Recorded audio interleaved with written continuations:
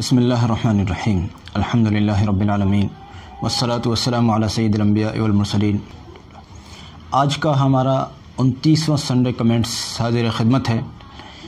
اس میں ہم نے چند ایک سوالات شامل کیے ہیں اور یہ سبھی سوال تقریباً ہر ایک کے لیے نفع بخش ہیں، ہر ایک کے لیے کام آنے والے ہیں۔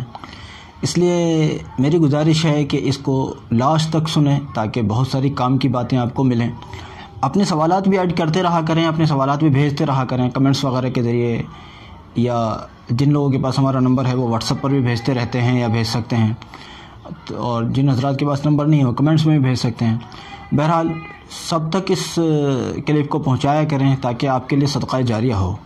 صدقہ جاریہ کے متعلق جان لیجئے کہ صدقہ جاریہ ایک ایسا ثواب ہے جو جاری رہتا ہے، چاہے آپ زندہ ہیں تب بھی وہ جاری ہے، جب ہمارا انتقال ہو گیا اس وقت میں بھی وہ اس کا اجر ہماری قبر کے اندر انشاءاللہ پہنچ رہا ہے۔ یہ صدقہ جاریہ ہے، اور اس کا بہترین طریقہ ہے، جہاں اور بہت سارے کام کیے جا سکتے ہیں وہاں ایک بہترین طریقہ ہے کہ علم کو دوسروں تک پہنچایا جائے۔ یوٹیوب کے ذریعے سے آدمی آج بہت ساری چیزیں حالانکہ سیکھ رہا ہے۔ یاد رکھیے کہ جو چیز علماء سے سیکھی جا سکتی ہے براہ راست ان سے ملاقات کر کے، یوٹیوب سے ہٹ کر بات کر رہا ہوں، وہ چیز آپ یوٹیوب پر نہیں سیکھ سکتے، چاہے کتنے بھی معتبر عالم کو آپ سن رہے ہیں، کیونکہ ٹھیک ہے آپ کو علم تو مل گیا مگر وہ روحانی کیفیات کہاں سے لاؤ گے؟ وہ روحانی کیفیات تو علماء کی ملاقات سے ملتی ہیں۔ اس لیے مجھے اس سے کوئی وہ نہیں ہے، کہنے میں کوئی تعامل نہیں ہے، کوئی جھجک نہیں ہے۔ جو چیز آپ کو علماء کی صحبت سے مل جائے گی وہ ہماری کلپ سے نہیں ملے گی۔ پہلے نمبر پر علماء کی صحبت اختیار کر کے علم کو سیکھا جائے، اور جن لوگوں کے لیے وہ چیز ممکن نہیں ہے یا آسان نہیں ہے یا کسی موقع پر، وہ پھر ہم جیسے لوگ یہاں بیٹھے ہوئے ہیں یوٹیوب پر کام کر رہے ہیں، تو معتبر علماء کرام سے اس کو سیکھا جائے، لیکن پہلی ترجیح علماء کرام کی زیارت، ملاقات اور ان کی صحبت میں رہ کر علم کو سیکھنا پہلی ترجیح ہے۔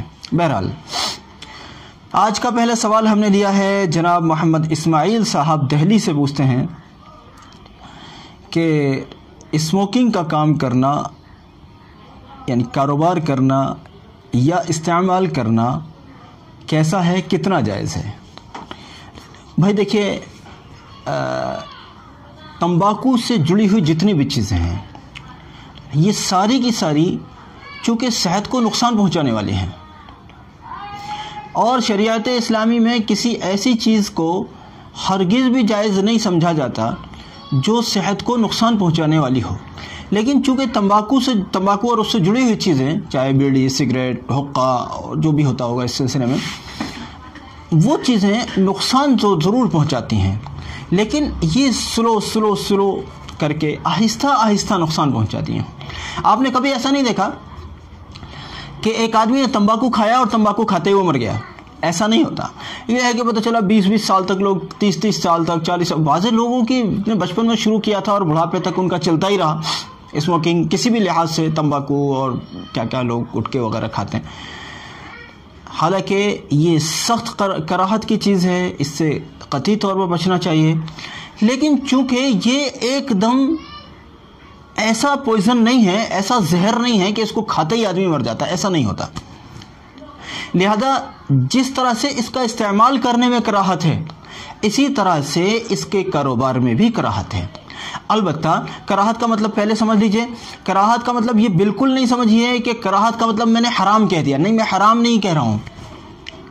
کراہت کا مطلب ہے کہ بہتر نہیں ہے، بہتر نہیں ہے۔ اگر کوئی شخص اس کا کاروبار کرتا ہے، جیسے آپ نے دیکھا ہوگا بہت ساری چائےوں کی دکانوں پر اور کرانہ وغیرہ کی دکان پر، یعنی راشن وغیرہ کی دکان پر بہت سارے ایسی چیزیں بکتی ہیں، بیڑی، سگریٹ، تمباکو اور آپ کا گٹکے وغیرہ، اس ٹائپ کی چیزیں بکتی ہیں، تو اس کو آپ حرام نہیں کہہ سکتے۔ بہتر نہیں ہے، یہ بات بالکل طے ہے۔ بہتر ہے کہ آپ اس سے بچ جائیں، نہ بیچیں، زیادہ اچھی بات ہے۔ لوگوں کو سلو پوائزن نہ پروسیں، لیکن اگر کوئی بیچ رہا ہے، کوئی اس کام کو کر رہا ہے تو اس کو ہم حرام نہیں کہہ سکتے۔ بہرحال لیکن کم سے کم چونکہ اپنی دکانیں عام طور پر اپنے معاشرے میں ہوتی ہیں، اپنے معاشرے میں آنے والے بھی اپنے ہی ہوتے ہیں، ان کو جب جو چیز، یہ زہریلی چیزیں، نقصان دہ چیزیں آرام سے مل جاتی ہیں، آہستہ سے مل جاتی ہیں، بغیر کسی مشقت کے مل جاتی ہیں، تو پھر اس کی طرف کو بھاگتے ہیں اور اپنی صحت کو آہستہ آہستہ آہستہ آہستہ خراب کرتے رہتے ہیں۔ اس لیے اپنے محلوں میں یعنی آبادیوں میں اس طرح کی چیزیں نہیں بکنی چاہیے. اگر اہل لوگوں کی حکومتیں آئیں تو یقیناً وہ ان چیزوں پر پابندی لگا دیں. لیکن حکام کو لوگوں کی صحت سے کیا غرض؟ انہیں تو اپنا ٹیکس چاہیے، اپنا بجٹ دیکھنا ہے ان کو، تو انہیں آپ کی صحت سے کوئی غرض نہیں ہے. لیکن اگر اہل لوگ آئیں گے تو انشاءاللہ ان چیزوں پر پابندی لگ جائے گی. بہرحال آگے شہادت علی صاحب کہتے ہیں کہ 12 بجے زوال بتایا جاتا ہے، تو کیا اس وقت میں قرآن پڑھنا اور نماز پڑھنا جائز نہیں ہے؟ بھائی دیکھو، پہلی بات تو یہ ہے کہ زوال کا وقت متعین نہیں ہے کہ 12 بجے ہوتا ہے یا پونے 12 بجے ہوتا ہے، یا کچھ الگ الگ علاقوں میں الگ الگ ہوتا ہے. ہمارے یہاں 11:30 کے بعد سے لے کر شروع ہوتا ہے. اور دیکھو زوال تو ہوتا تھوڑی سی دیر، لیکن احتیاط جو نقشوں میں لکھی گئی ہے وہ احتیاط بہت لمبے ٹائم تک لکھی گئی ہے. بہرحال اتنے لمبے ٹائم تک زوال ہوتا نہیں ہے، تھوڑی دیر کا زوال ہوتا ہے. اگر اس تھوڑی دیر میں ہی احتیاط کر لیا جائے تو کافی ہے. اب کرنا کیا نہیں ہے، زوال کے وقت میں کیا کرنا ہے کیا نہیں کرنا ہے، بس 2 لفظوں میں سن لیجئے. زوال کے وقت میں آپ قرآن پڑھ سکتے ہیں، اور فرض نماز یا نفل نماز اس ٹائپ کی کوئی نماز آپ نہیں پڑھیں گے. البتہ نماز جنازہ، جو جنازہ ابھی زوال کے درمیان میں آیا ہو اس کی نماز پڑھا دی جائے گی.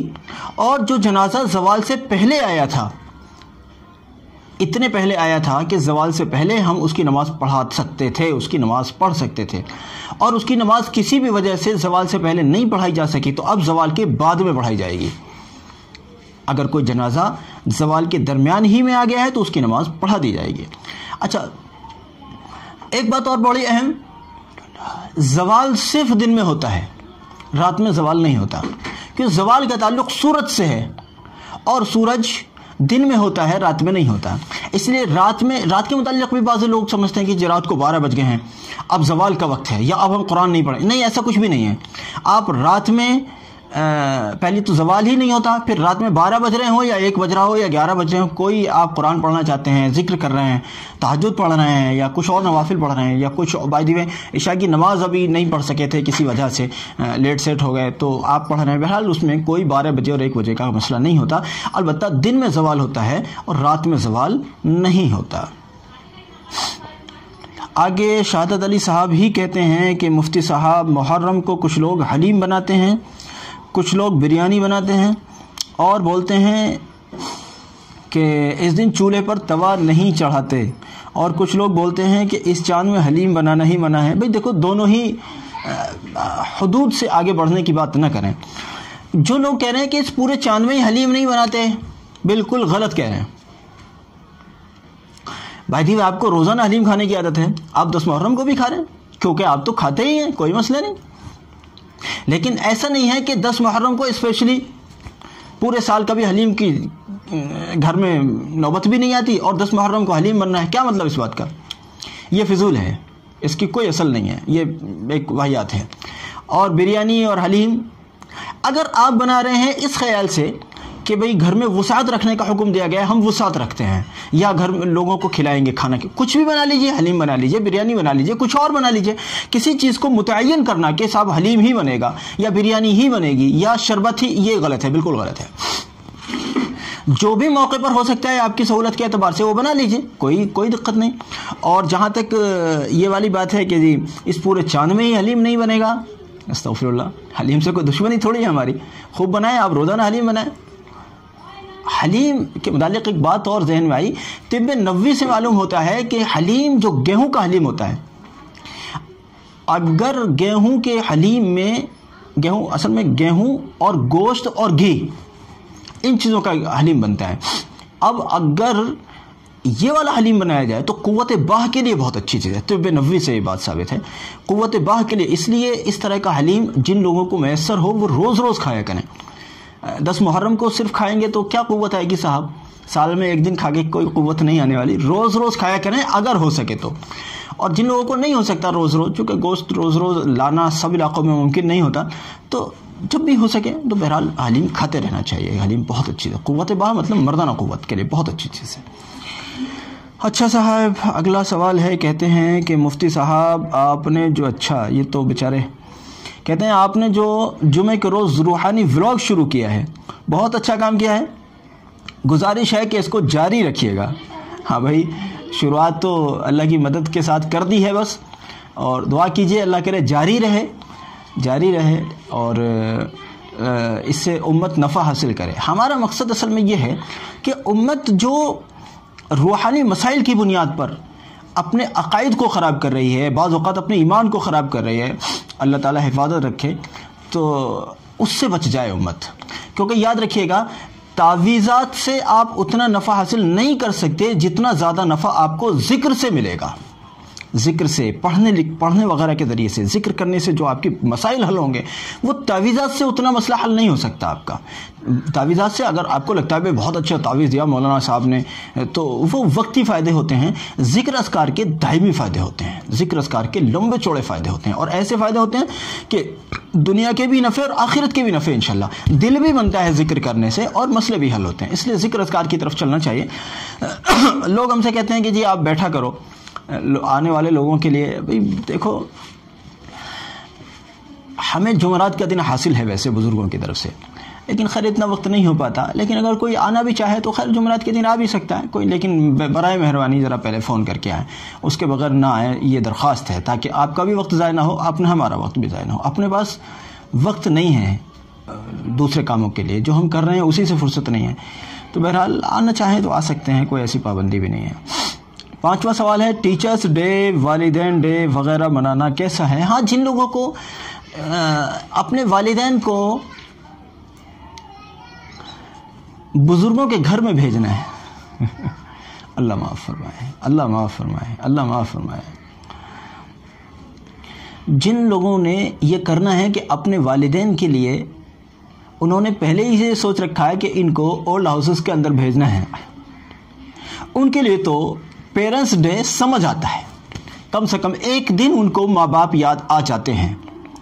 لیکن جن لوگوں کو نبی صلی اللہ علیہ وسلم کے فرمودات و ارشادات یاد ہیں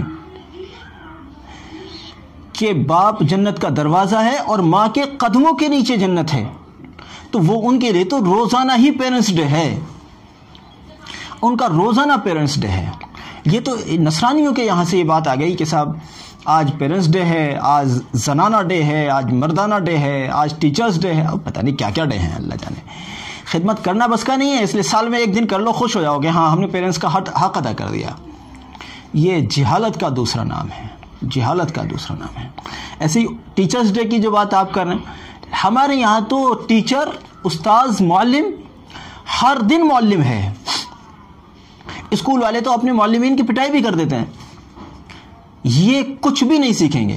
یہ کیسے اسٹوڈنٹس ہیں، اپنے استاذ کا ایسا حال بناتے ہیں. ہمارے یہاں استاذ کے سامنے بلند آواز سے بولنا بھی جیسے کہ گویا گناہ ہے. استاذ کے سامنے ہمیشہ مؤدب رہو، سال میں ایک دن نہیں. کل ابھی مجھے ایک ساتھی بتا رہے تھے کہ کل ٹیچرز ڈے تھا، کل شام میں مجھے کوئی بتا رہے تھے کہ آج ٹیچرز ڈے ہے. کیا ہوتا ہے ٹیچرز ڈے؟ ہمارے لیے ہر دن ٹیچرز ڈے ہے، ہر دن ہمارے لیے پیرنٹس ڈے ہے، ہر دن ہم والدین کا خیال رکھتے ہیں. یہ تو نصرانیوں نے ایک دن دے کر ہمیں گمراہ کر دیا، اور ہم گمراہ ہو گئے، کیونکہ اسلام اب ہماری زندگیوں میں رہا نہیں، تو ادھر ادھر سے لیتے پھرتے ہیں جہاں سے جو مل جاتا ہے. دوسروں کی تہذیبیں اب ہمارے معاشرے میں آ گئیں. اسلام تو مسلمانوں میں ہی نظر نہیں آتا. کہاں ہے اسلام بتائیے؟ مسجدوں میں اسلام نظر آتا ہے؟ کم سے کم میرے تو سمجھ میں آتا نہیں. مسجدوں میں بھی وہی غیبتیں ہوتی رہتی ہیں، لوگ بیٹھے رہتے ہیں، غیبتیں کرتے رہتے ہیں. مسجدوں میں بلند آواز سے بولا جاتا ہے، کوئی ذکر کر رہا ہے اسے ڈسٹرب کیا جاتا ہے. کہاں ہے اسلام؟ مسجدوں میں بھی کہاں اسلام ہے؟ اللہ رب العزت، میں نوجوان نسل کو کہتا ہوں، اللہ کے واسطے آپ کو کھڑے ہونا ہوگا اصلاح کے لیے. علماء کو ساتھ لیجئے، ان کے معاون بنیے، ان پر تنقید کرنا بند کر دیجئے. وہ قوم کے خیر خواہ ہیں، ان کے معاون بنیں اور امت میں اصلاح کا کام کریں، امت میں اصلاح کا کام کریں. اللہ کرے ایسے لوگ کھڑے ہوں. بہرحال اگلا سوال ہے، کہتے ہیں کہ بارش کے پانی کا کیا حکم ہے، اور اگر بارش کے پانی میں بھیگ جائیں تو نماز پڑھ سکتے ہیں؟ بھائی بارش کا پانی جو آسمان سے نازل ہو رہا ہے بہترین پاکیزہ پانی ہے. یہ الگ بات رہی کہ بارش کا پانی زمین پر گرا اور زمین پر پہلے ہی سے کوئی نجاست موجود تھی اور اس کے اثرات باقی رہے، اور وہ پانی اس نجاست میں مل گیا اور اس کے نتیجے میں وہ پانی ناپاک ہو گیا. اب وہ ہمارے جسم پر یا کپڑوں پر لگ گیا تو ظاہر بات ہے کہ اس نے کپڑوں کو ناپاک کر دیا، اگر اتنا زیادہ لگ گیا ہے تو. لیکن اگر ڈائریکٹ اوپر سے برس رہا ہے اور ایسی نجاست والا کوئی مسئلہ پیش نہیں تو وہ تو بہترین پاکیزہ پانی ہے، اس سے تو آپ صفائی حاصل کرتے ہیں الٹا، نہ کہ یہ کہ آپ ناپاک ہو گئے، ناپاک کا تو مطلب ہی کوئی نہیں ہوتا۔ اگلا سوال ہے، کہتے ہیں کہ چارپائی پر سرہانے بیٹھ کر کھانا کھانا کیسا ہے؟ ایک بات سمجھ لیجئے، سرہانہ اور پائتی یہ شرعی چیز نہیں ہے، یہ معاشرتی چیز ہے، اور کھانا کھانے کے لیے بہترین جگہ زمین ہے کہ زمین پہ بیٹھ کر کھانا چاہیے۔ لیکن بعض اوقات چلیے چارپائی پہ بیٹھ کر کھانا کھایا جا رہا ہے تو اس میں یہ کوئی مسئلہ نہیں کہ آپ پائتی کی طرف بیٹھ رہے ہیں یا آپ سرہانے کی طرف بیٹھ رہے ہیں، جدھر آپ کو آسانی ہے ادھر بیٹھ جائیے، لیکن ترجیح زمین پر بیٹھ کر کھانے کو دیجیے، زمین پر دسترخوان بچھائیے اور اس پر وہاں بیٹھ کر کھانا کھائیے۔ آخری سوال ہے، کہتے ہیں کہ اذان کے درمیان استنجا کرنا کیسا ہے؟ اذان کا جواب دیا جائے، اذان کا جواب دیا جائے۔ اذان کے درمیان اگر آپ استنجا کریں گے تو جواب نہیں دے پائیں گے، اور اذان کے مقدس کلمات جو کانوں میں گونج رہے ہیں اس وقت آپ استنجا کر رہے ہیں، یہ عمل مکروہ ہے۔ اگر بہت شدید حاجت آپ کو نہیں ہے، کوئی شدید حاجت ہے چلیے خیر پھر الگ بات رہی، اگر آپ کو بہت شدید حاجت نہیں ہے تو آپ کو چاہیے پہلے اذان کو ختم ہونے دیں، اس کے بعد دعا وغیرہ پڑھنے کے بعد پھر استنجا میں جائیں، یہ کرنا چاہیے۔ بہرحال آج کا یہ ہمارا سوال نامہ 29واں سنڈے کمنٹس میں ہم نے اتنے ہی سوال شامل کیے ہیں۔ ہماری گزارش ہے کہ سب لوگوں تک پہنچائیں۔ جزاکم اللہ، السلام علیکم ورحمۃ اللہ۔